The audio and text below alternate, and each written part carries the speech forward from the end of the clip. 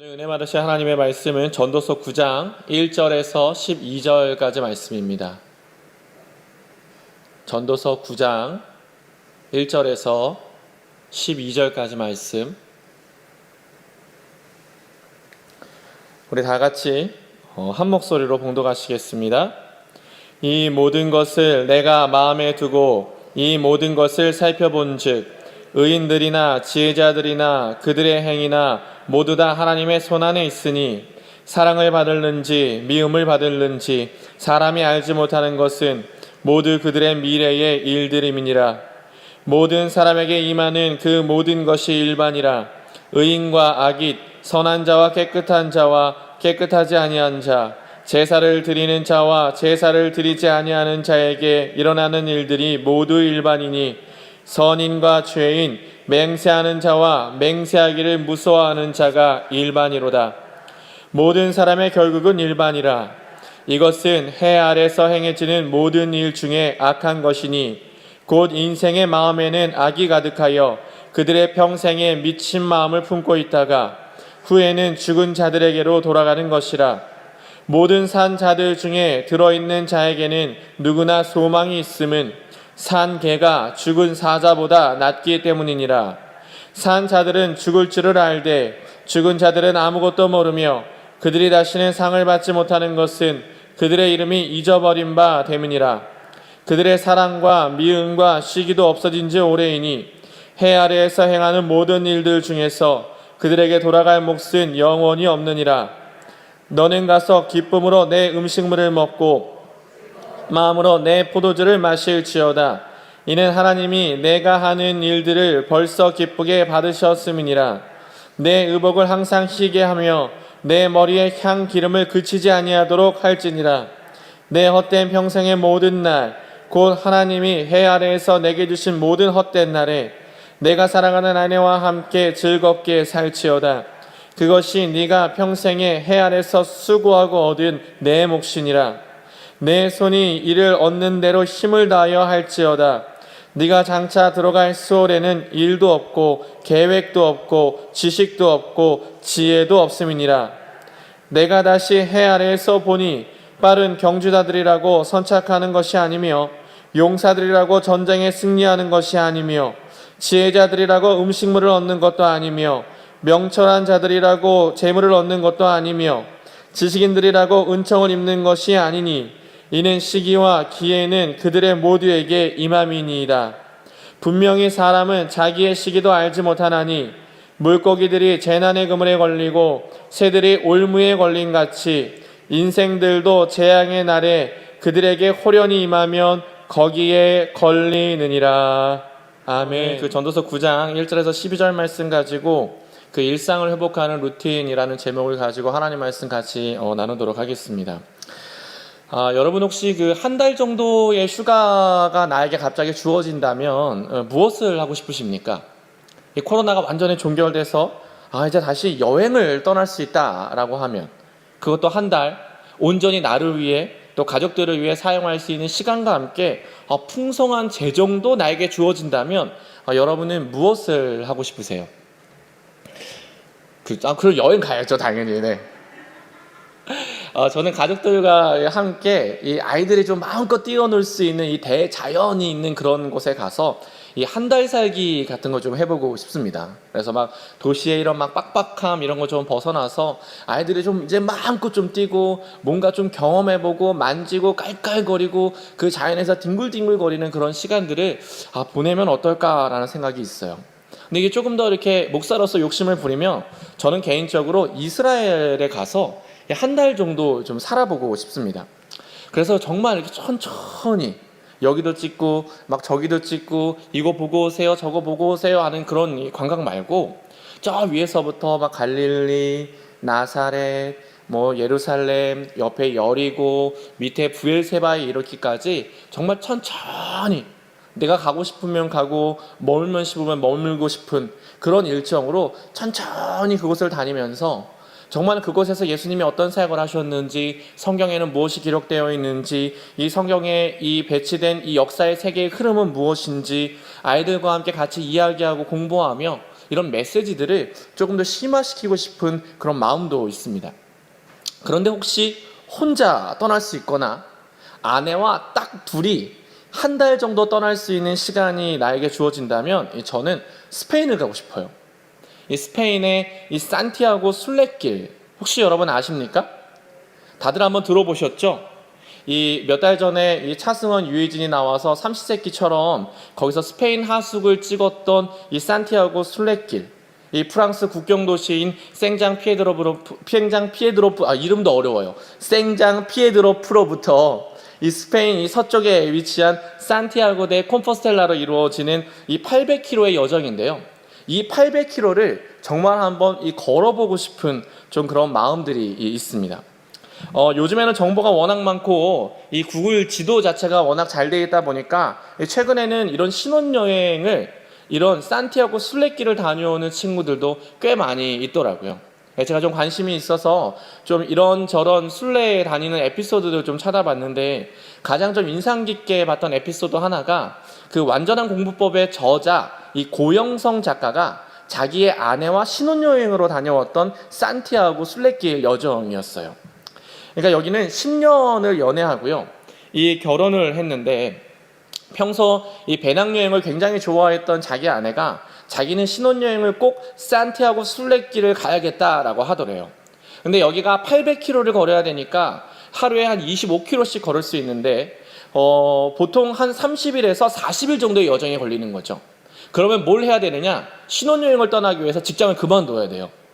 근데 내가 평생에 한 번뿐인 이 기회를 위해 나 직장 그만두고 가겠다라고 마음을 먹어서 이 사람들이 이 신혼여행을 위해서 직장을 그만두고 이 비행기에 배낭 10kg짜리 배낭 하나씩을 짊어지고 여행을 떠납니다.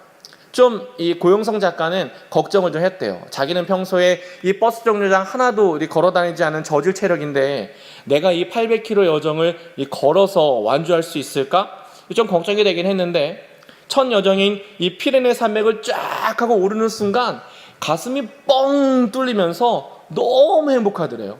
그동안 보지 못했던 이 놀라운 자연의 절경과 함께 국적을 불문하고 함께 걷고 있는 수많은 이 사람들의 이 순례길 여정을 같이 있다 보니까 자기도 뭔가 이 거룩한 어떤 여정에 이 놀라운 여정에 같이 뭔가 이렇게 도전하고 있다는 특별한 의식 이런 게 생기면서 기분이 너무 좋았던 거죠. 그래서 이 신혼여행을 위해서 구입한 DSLR 카메라를 다 꺼내가지고 그때부터 찍기 시작했대요. 자기야 여기 봐. 자 여러분 여기 보세요. 뿌이 이러면서 사진을 막 찍어대기 시작했던 거죠. 그런데 5km 딱 5km를 통과하는 순간 자기도 모르게 카메라를 가방에 집어넣고 있는 자기를 발견하더래요. 그리고 서서히 몸에 이상 증상가 오는데 10km쯤 걸으니까 숨이 이렇게 턱까지 차오르면서 두 사람이 동시에 말이 없어지기 시작해요. 눈에 초점이 없어지고 무아지경이 돼서 그냥 이렇게 계속 이렇게 걷기만 하는 거죠. 근데 갑자기 순간 마음에 짜증이 확 하고 솟아오르는 거예요. 이게 무슨 신혼여행이야. 아니 내가 왜 이런 생고생을 해야 돼? 내가 무슨 부귀영화 누리겠다고 내가 이런 800km를 내가 왜 걸어야 되냐고. 지금 우리가 10km 배낭을 맸기 때문에 사람이 아무리 많이 걸을 수 있는 게 하루에 24에서 25km씩을 계속 걸어줘야 하는데 야 이거 40일 안에 이 콤포스텔라에 어떻게 도착하겠어?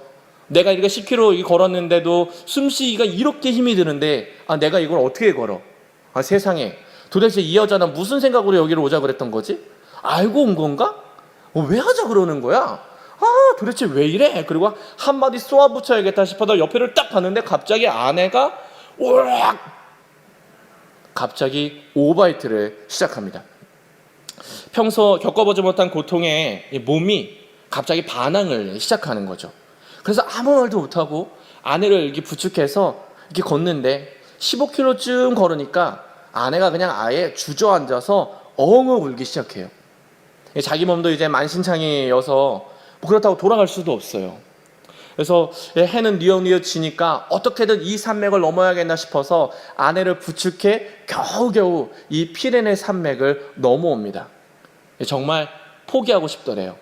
오늘 이제 20몇 킬로 걸었는데 앞으로 780km 걸어야 되는데 이 상태로는 무리가 아닐까? 안타깝지만 그냥 여기서 이 신혼여행 이게 이 여정은 포기하고 다른 사람들 신혼여행 하는 것처럼 우리도 그냥 편하게 관광지 가서 맛있는 음식 먹고 이쁜 옷 입고 사진 찍고 막 그러고 이렇게 좀 차 한잔 마시고 대화하고 여유를 즐기면서 다시 돌아가면 안 될까? 이런 마음이 마음 안에 가득한 거죠. 그래서 샤워를 하고 식당에 이렇게 앉아서 눈치를 이렇게 보고 있었대요. 혹시라도 아내가 이 순례길 너무 힘드네. 우리 혹시 다음에 다시 올까? 라고 이야기를 꺼내면 그 꺼내자마자 그래 우리 다음에 다시 오자 라고 얘기하려고 마음에 막 준비를 막 하고 있는데 갑자기 아내가 하는 말이 하루 자기야 우리 800km 생각하지 말고 하루 오늘 우리에게 주어진 하루를 걷자 얘기하더래요. 그런데 이게 묘한 울림이 돼서 그때부터 하루 얼마나 걸을지 어디까지 걸을지 어떻게 걸을지 생각하지 않고 그냥 딱 하루 계획만 충실히 세워서 딱 하루하루 최선을 다해 걸었답니다. 물론 몸은 계속해서 버티지 못해서 계속 토했고요. 나중에 무릎에 이상이 와서 내리막길을 거꾸로 내려와야 할 정도였지만 그래도 하루 목표한 24km를 포기하지 않고 걸었대요. 그랬더니 15일 딱 2주부터 달라지는 자기를 발견했는데 일단 몸이 적응을 좀 했는지 더 이상 구토를 하지 않았고요. 이제 숨도 별로 이렇게 가쁘게 느껴지지 않으면서 목표였던 24km, 하루 24km를 수월하게 걷고 있는 자기를 발견하더래요. 그러면서 어느덧 다시 사진기를 꺼내 자 여기 보세요. 자 여러분 뿌이 하면서 사진 찍는 자기 모습이 있었고요. 그리고 옆 사람과 편하게 이야기하며 순례길을 걷는 아내를 발견했답니다. 그래서 작가 고영성이 이렇게 이야기합니다. 하루를 걸어라. 도저히 감당할 수 있는 만났을 때, 인생의 무기력이 찾아왔을 때, 자신의 꿈이 멀게만 느껴지는 순간이 오면 너무 멀리 보고 거리려 하지 마라. 그저 하루를 걸어라. 오늘 하루 내가 할 수 있는 목표를 성취해봐라. 그 성취가 우리를 살리고 그 성취가 우리로 하여금 새로운 도전을 하게 한다. 하루를 걸어라. 굉장히 큰 울림이 되는 메시지죠. 왜 그런지 아세요? 사실은 전도서, 오늘 우리가 함께 읽은 전도서의 저자가 주구장창 이야기하는 핵심 메시지가 바로 오늘 하루예요. 지금 이 순간, 이 시간 자체가 모두 하나님의 선물이니까 내 힘으로 해보려는 내 인생의 허망한 모든 것들 제발 좀 이제 멈추고 우리와 함께 하시는 하나님, 날마다 새일 행하시는 그 하나님을 경외하며 하루하루 살아가라는 게 이 전도서의 메시지거든요. 그래서 더더욱 흥미로운 건 고통과 고난이 찾아올 때래요. 일상이 무너지는 것 같은 느낌이 들 때, 그냥 그 문제만 생각하면 마음이 너무 무거워서 숨조차 쉬기 어려울 때 다음과 같은 이 핵심 키워드를 루틴 삼아 지키라 라고 말하고 있는데, 오늘 여러분과 함께 나누고자 하는 키워드는 그래서 총 4가지입니다.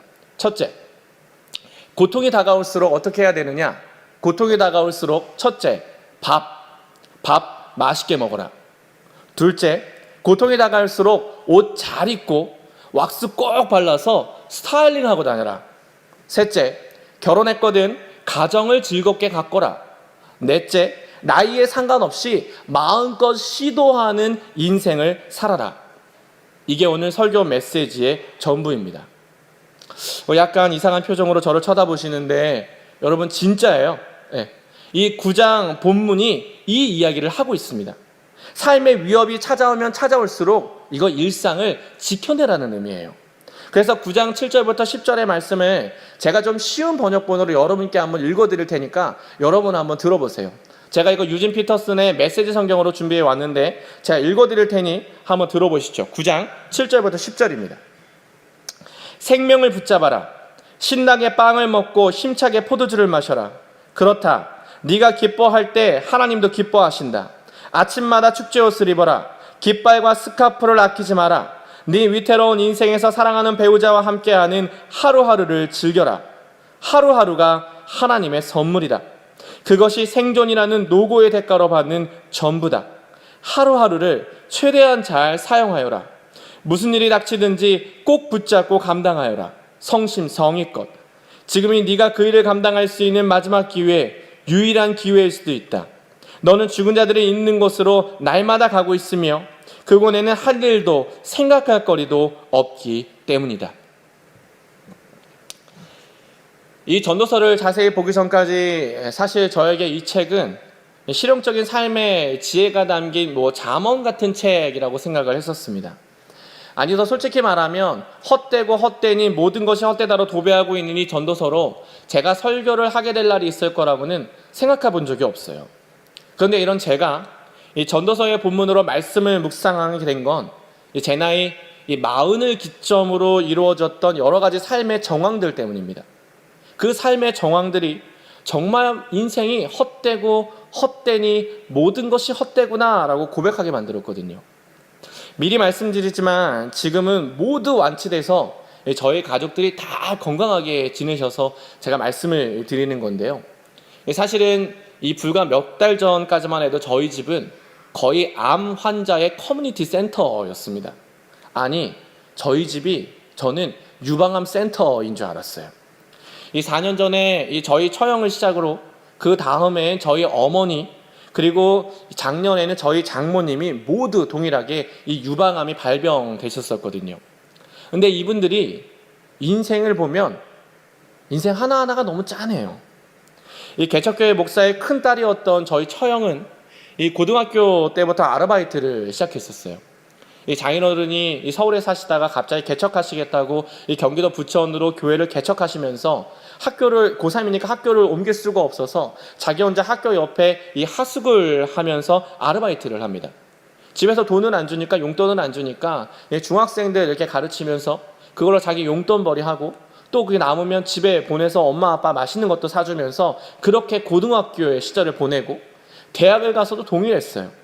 대학에 가서도 매일매일 아르바이트, 정말 매 순간 아르바이트, 늘 아르바이트해서 단 한 번도 집에서 지원받지 못하고 등록금 다 내고 그걸로 용돈 벌고 그리고 그걸로 부모님들 또 생활비까지 보태야 했던 사실은 저희 처형이 소녀 가장이었습니다. 결혼을 해서도 마찬가지예요.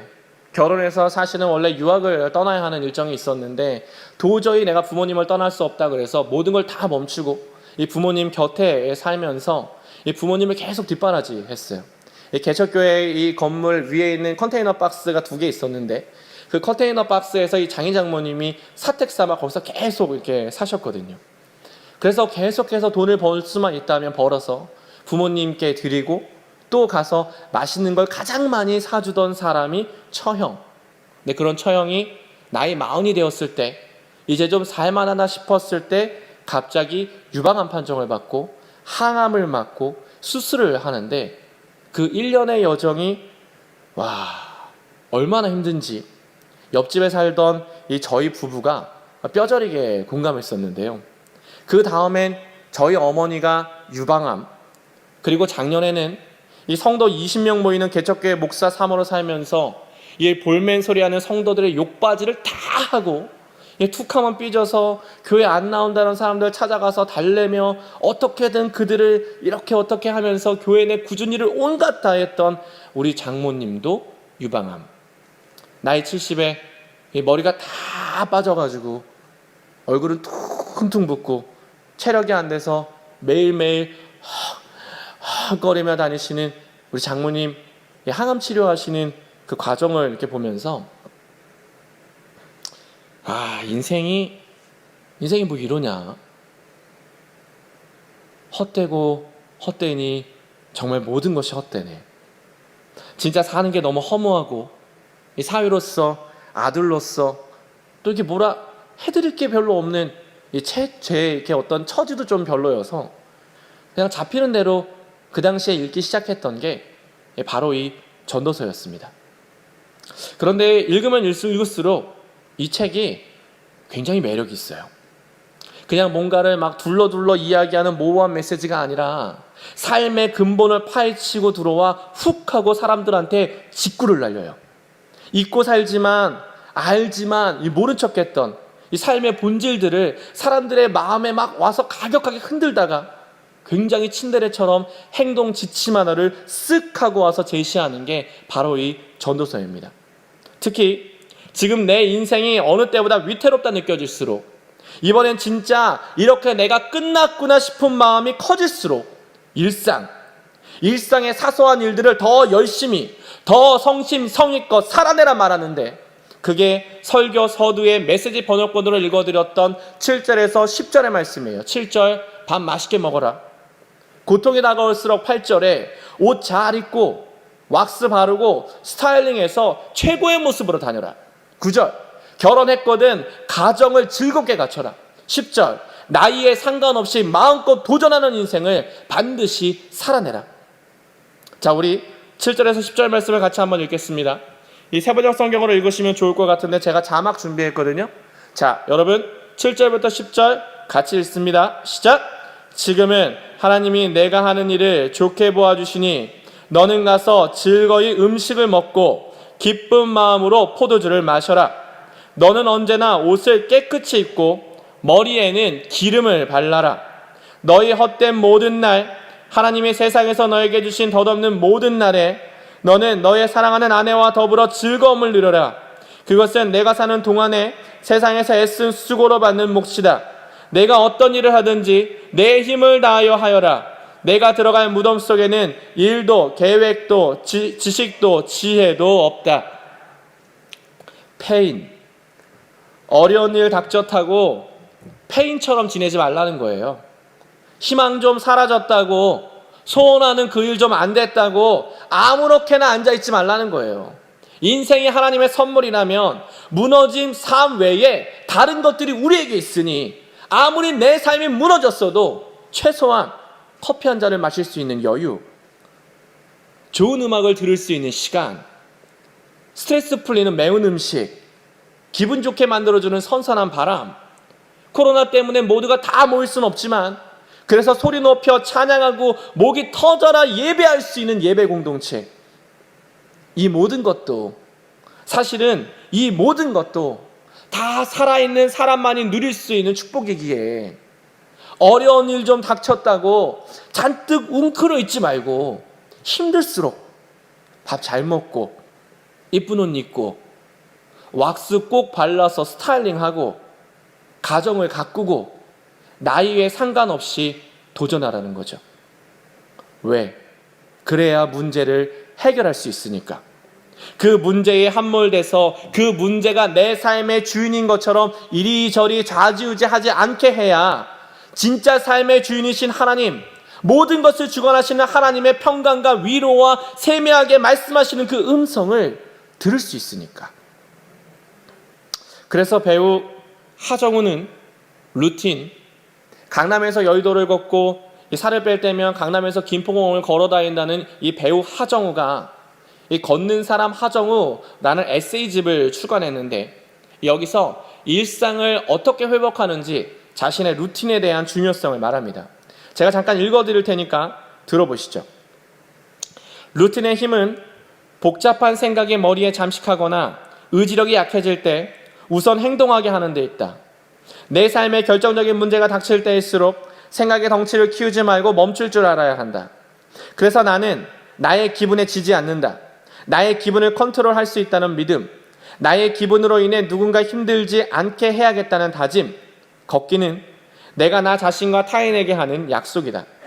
그러므로 변덕스러운 감정에 나를 맡겨둘 게 아니라 루틴을 정해놓고 내 몸과 일정을 거기에 맞추는 편이 좋다. 나에게 일상의 루틴이 다체 기능을 한다. 위기 상황에서도 매일 꾸준히 지켜온 루틴을 반복하면 일상으로 돌아갈 수 있다는 희망이 희미하게 보인다.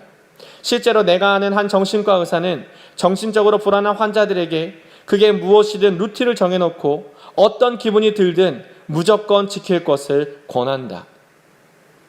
모 방송에 나와 자기는 크리스천이고 이 기독교만큼 자기 인생을 뒤집어 놓은 것이 없다고 말했던 이 하정우는 자기의 루틴은 걷기, 이 규칙적인 걷기를 통해 사람들의 어떤 평가, 또 영화의 어떤 흥행 성적, 감정의 기복, 그리고 또는 열등감 등을 꿋꿋이 이겨나간다고 하는데요.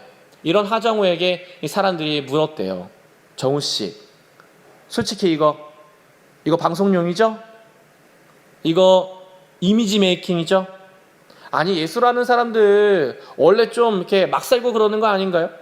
이게 막 맨날 좀 어때, 막 술에 좀 반쯤 취해 있고, 막 마음 가는 대로 막 누굴 막 사랑하고, 뭔가 해보고 싶은 거 다 하고 막 그래야 이 어떤 예술성 막 이런 게 생기지 않습니까? 그러면 대답한대요. 저는 아닙니다. 다른 사람은 어떨지 몰라도 저는 그러면 안 되더라고요.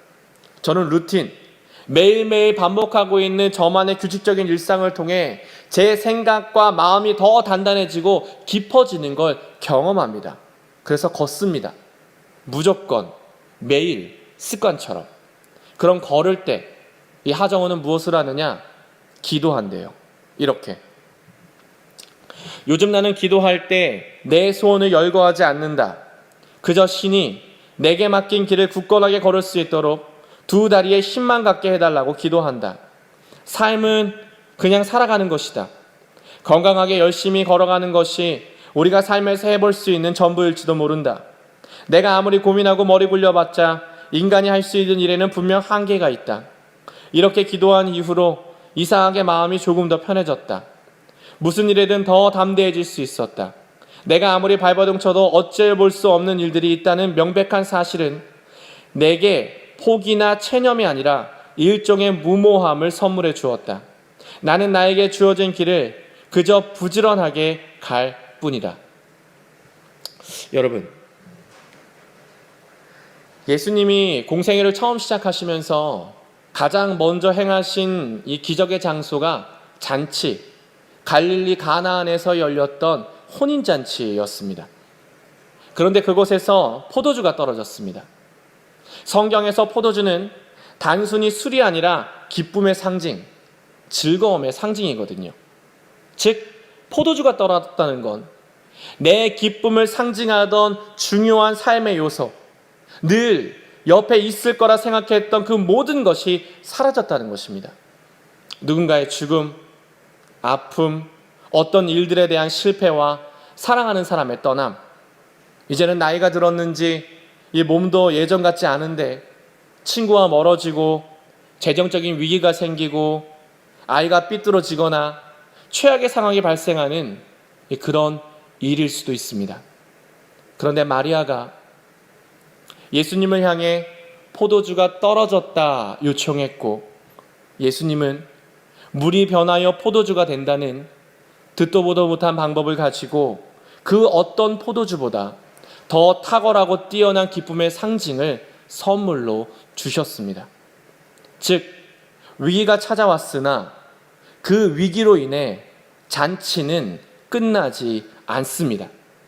오히려 기적을 행하신 그 예수가 하나님의 아들이요 우리의 메시아 있음을 포도주가 떨어짐으로 인해 더 명확히 확인했을 뿐입니다. 그러므로 여러분의 삶 속에 지금 커다란 위협을 만나셨습니까? 혹시 마음이 무너지거나 슬픔에 함몰되거나 쪼들리는 재정에 숨이 막혀 나 자신의 존재 가치마저 부질없다 느껴지십니까? 그렇다면 마리아가 그랬던 것처럼 예수님께 구하십시오. 포도주가 떨어졌다고. 그리고 일상, 하나님이 주신 오늘을 성심성의껏 최선을 다해 살아가십시오. 밥 맛있게 먹고 이쁜 옷 입고 왁스 발라서 꼭 스타일링하고 가정을 가꾸며 나이에 상관없이 반드시 도전하면서, 그럴 때 고통 중에 일하시는 하나님, 새 일 행하시는 하나님, 그분이 저와 여러분의 삶 가운데 오셔서 모든 것에 합력하여 선을 이루시길 주님의 이름으로 축원드립니다. 기도하겠습니다. 주님, 어쩌면 코로나 때문에 우리의 일상들이 무너졌습니다. 코로나 때문에 어쩌면 우리의 일상 가운데 너무나 큰 어려움이 찾아왔습니다. 그래서 주님, 이 시간 주님께 온전하게 아뢰입니다. 하나님, 주님께 기도하며 나아가오니 주님께서 우리의 삶 가운데 오셔서 모든 것에 합력하여 선을 이루어 주시옵소서. 그리고 주님이 우리에게 주신 그 오늘 하루를 온전하게 살아내길 원합니다. 하나님이 우리의 인생의 주인이시고 그 오늘 하루가 하나님이 내게 주신 선물이라면 온전히 주께 나아가오니 주님, 이 시간 가운데 오셔서 하나님의 마음을 주시고 우리가 일상을 회복하며 살아갈 수 있도록 주님께서 함께하여 주옵소서. 감사드리며 예수님의 이름으로 기도드렸습니다. 아멘.